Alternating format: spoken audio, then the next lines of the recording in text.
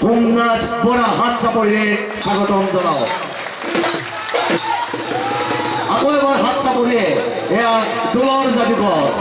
যে 7 সাগৰ 13 নদী 24 খন দেশত ইতিমধ্যে ঢোল বজায় এই ঢোলটো বিশ্বৰ বুকুত চিনাকি কৰি দিলে সেইজনে দোলৰ যাদুঘৰ সোমনাথ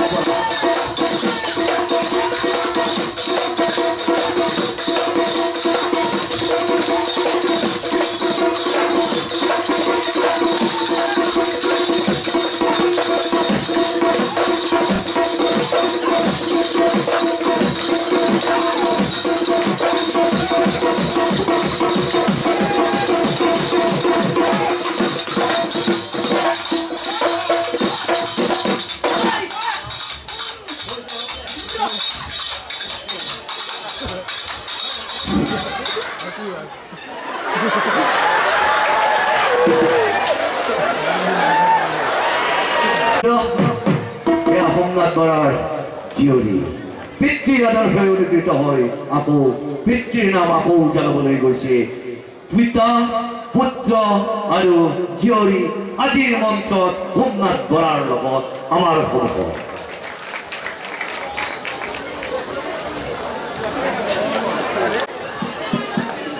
শ্ৰদ্ধাৰ বিহুপ্ৰেমী ৰাইজ জয় জয়তে আপোনালোক সদৌতিলৈ আমাৰ দলৰ তৰফৰ পৰা হিয়া ভৰা ওলগ আৰু অসমীয়া নৱবৰ্ষৰ আন্তৰিক শুভেচ্ছা জ্ঞাপন কৰিছোঁ লগতে আয়োজক সমিতিৰ সভাপতি সম্পাদক প্ৰমুখ্যে সমূহ কৰ্মকৰ্তাই আমাক এইখন মাতি আনি যি সুবিধা দিলে আপোনালোকৰ লগত পৰিচয় হ'বলৈ তাৰ কাৰণে এই আয়োজক সমিতিৰ সকলো সদস্যলৈ আমি শ্ৰদ্ধা নিবেদন কৰিছোঁ মোৰ ভাতৃপ্ৰতিম গুণমণি ভূঞা বহুত বছৰ আগতে লগ পাইছিলোঁ অসমৰ দুজন ল'ৰাই IAS পাইছিলে ইন্দ্ৰজিৎ পেগু আৰু নাৰায়ণ কোঁৱৰে অসম যুৱ পৰিষদৰ তেতিয়া মনোজ বৰা আছিলে সভাপতি গুণমণি ভূঞাক তেতিয়া লগ পাইছিলোঁ যোৰহাট কেন্দুগুৰিত আদৰণি জনাইছিল সম্বৰ্ধনা জনাইছিলে এই দুজন যুৱকে যেতিয়া প্ৰথম অসমৰ পৰা বহু বছৰৰ মূৰত IAS পাইছে তেতিয়াই গুণমণি ভূঞাক লগ পাইছিলোঁ আৰু সেই অনুষ্ঠানতে ডক্টৰ ভূপেন হাজৰিকাই অনুষ্ঠান কৰিছিল আমি একেলগে পৰিৱেশন কৰিছিলোঁ আজি মই গুণমণি ভূঞা ইয়াৰে বোলে এইখন স্কুলত পঢ়া আৰু একেলগৰে বোলে আমাৰ জয়ন্ত ডেকা আপোনালোকে চাগে খুব ভালকৈ চিনি পায় নাপায় নাজানো এইখন স্কুলত পঢ়া এজন লোকশিল্পী আৰু 2005-06-07 3 বছৰ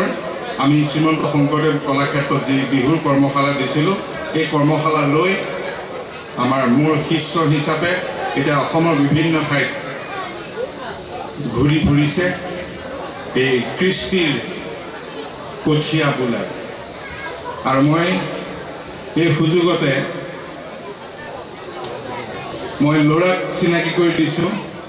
স্বপ্নীল অঞ্জন বৰা তেওঁ মেকানিকেল ইঞ্জিনিয়াৰিং পাছ কৰিছে বৰ্তমান ইঞ্জিনিয়াৰ মাষ্টাৰ ডিগ্ৰী পঢ়িব এতিয়া মোৰ সপোন আছিলে ইঞ্জিনিয়াৰ হোৱা ঢোলটোৰ কাৰণে মই ইঞ্জিনিয়াৰিং এণ্ট্ৰেঞ্চ পাছ কৰি নাম লগ ভৰ্তি কৰিবলৈ গৈ মই গুচি আহিছিলোঁ সেইকাৰণে মোৰ সপোনটো মোৰ ল'ৰাই এতিয়া বাস্তৱত পূৰণ কৰিছে যোৱা বছৰ ইঞ্জিনিয়াৰিং পাছ কৰিছে সেয়া পলাশ গগৈ খুব সুন্দৰ কণ্ঠ ভাল ঢোল বজায় নৱকুমাৰ দত্ত তেওঁ যোৰহাটৰ পলাশ গগৈ নুমলীগড় NILৰ ওচৰত দেখিছে নহয় গাঁওখন অলপ তেল লাগি আছে NILৰ এয়া জিতেন বৰা মোৰ লগত 28টা বছৰ একেলগতে অনুষ্ঠান কৰি আছে ভাল ঢুলীয়া ভাল ওজা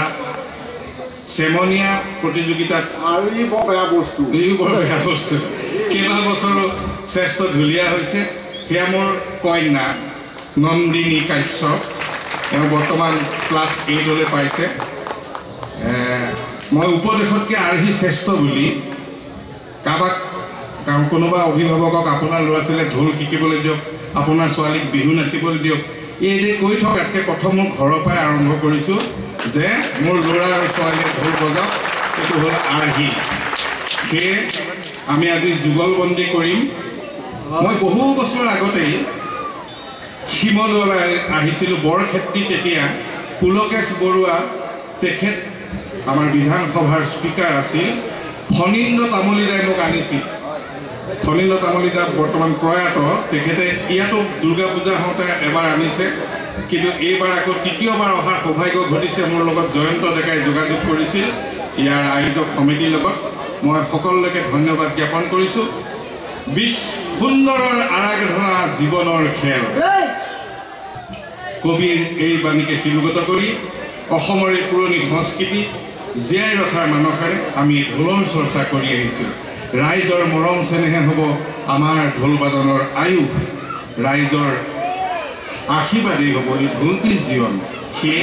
ৰাইজৰ আশীষ শিৰত লৈ বিশ্ববিখ্যাত মঘাই ওজাৰ অনুপ্ৰেৰণাৰে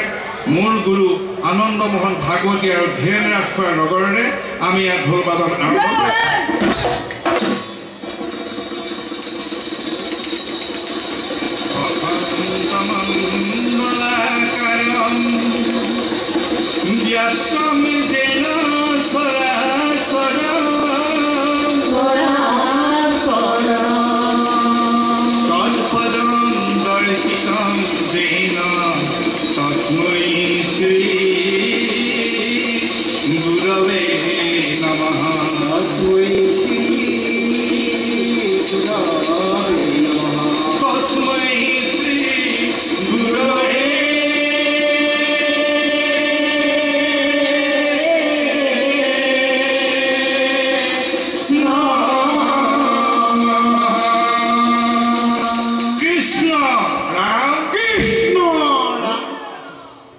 ঈশ্বৰৰ নামত ইমান জোৰ ল'লে ভগৱান লগ আহিব দেখোন। আচল কথা এইটো নহয়, তেখেতে 10টা বজাত লগে লগে কম হেডফোনে জুচি দিছে। ঈশ্বৰৰ নাম লওঁতে সদায় ভক্তিৰে ল'ব লাগে। কৃষ্ণ ৰাম, কৃষ্ণ ৰাম, কৃষ্ণ ৰাম।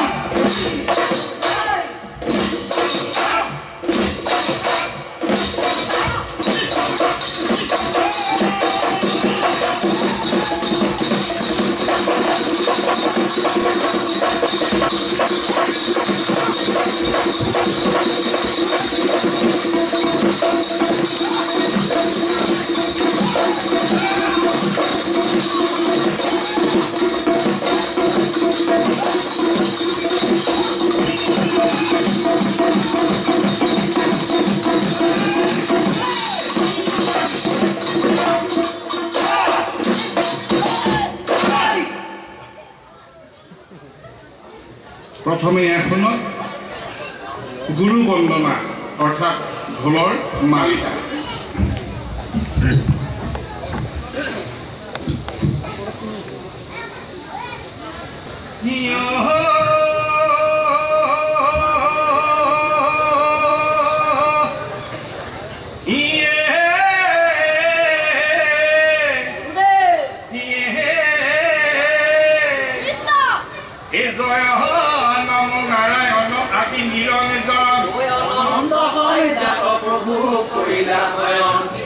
শয়ন কৰিয়া পাছে জাগিয়া বকিলা,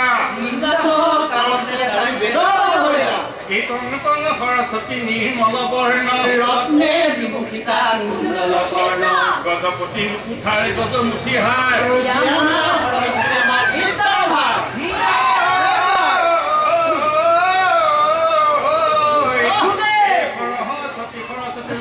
সৰস্বতী আমি বোলোৱাই নিপাহৰু মাতৃ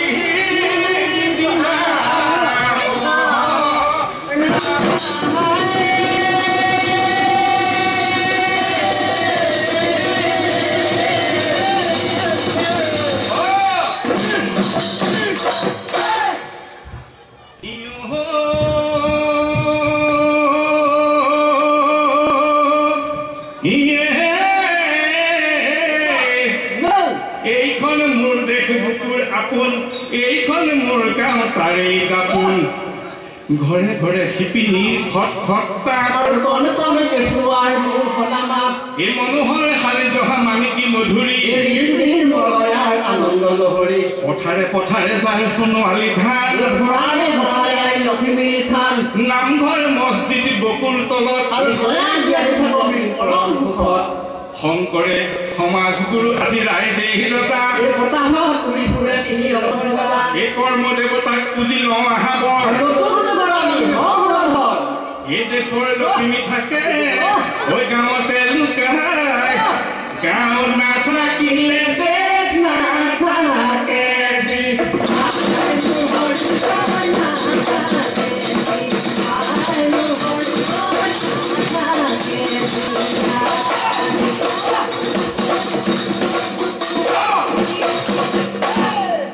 এখনত ঢোলত গলা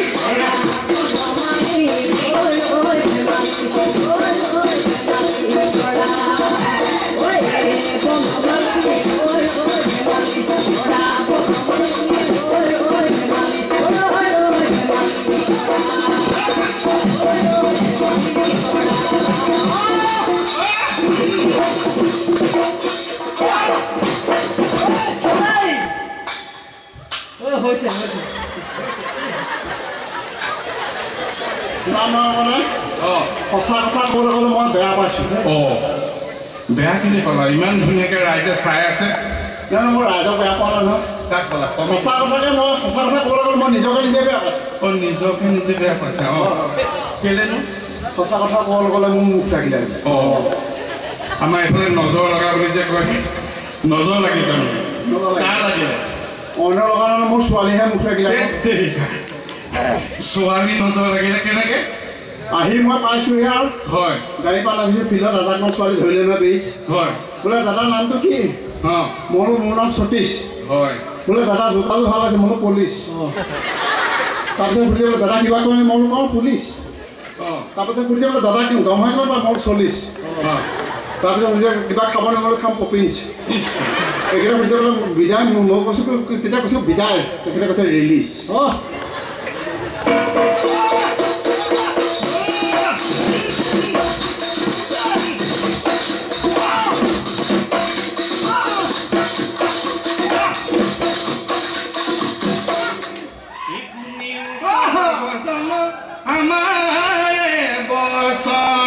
আমাৰে বচন হৰি দৈব কি নন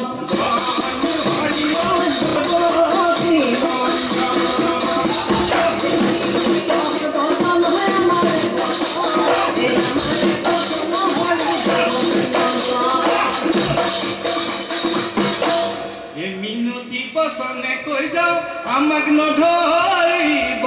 দায় আমি তিনি মোৰ সমতিক পালে দিব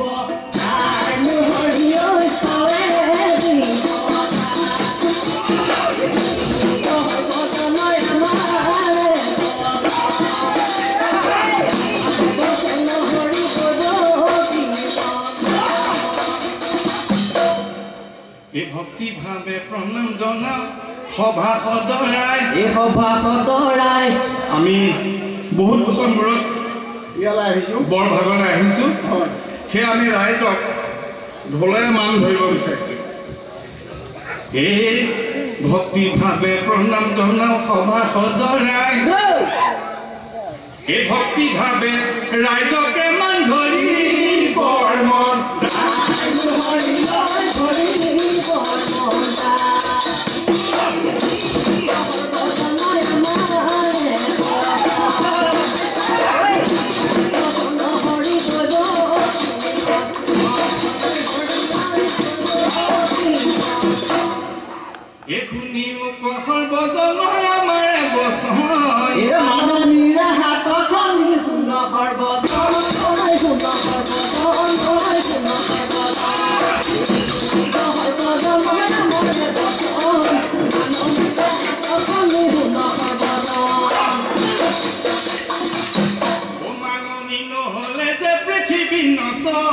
অধিকাৰণে প্ৰথমতে মানুহ নিজে লাগে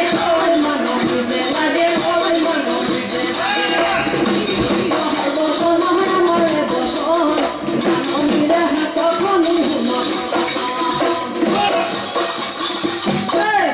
আমাৰ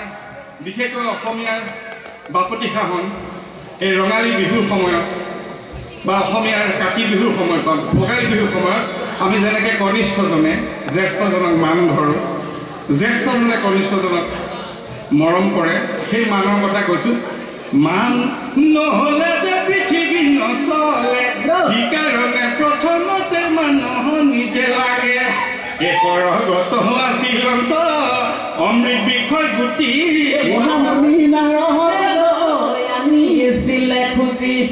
খুজি আনি গুটিটি মোৰ এই ব্ৰহ্মা হাতে দিলে নমস্কাৰ দেই মই এতিয়া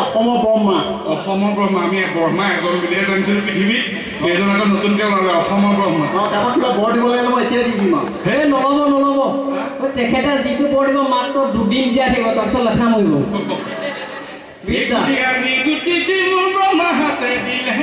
ব্ৰহ্মাই পাই সেই গুটি পৃথিৱী পচালে হয়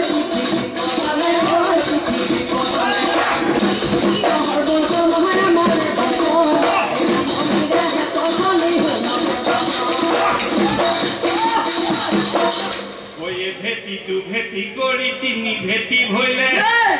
মধ্যম ৰাতিৰ গুৱা পানে মেদিনীত লুকিলে তাৰমানে তামোল পাণৰ জন্মৰ কথা কৈ আছোঁ আমাৰ ঘৰলৈ অহাৰ লগে লগে আলহীক আমি তামোল পাণ দিওঁ যিটো গুৱা বায়ু আৰু বৰুণে তাৰ হাৰ চপাই দিলে হাৰ পাই গুৱা পাণ বাঢ়িবলৈ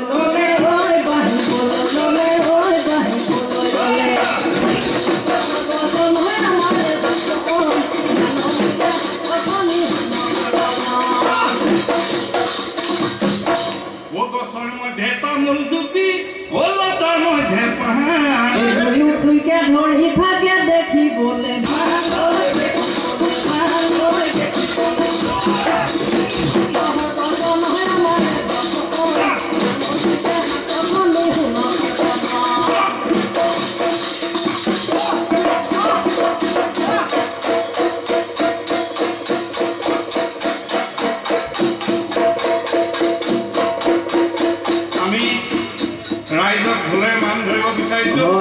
প্ৰথমতে ওপৰৰ পৰা আমি স্বৰ্গৰ পৰা মান কেনেকৈ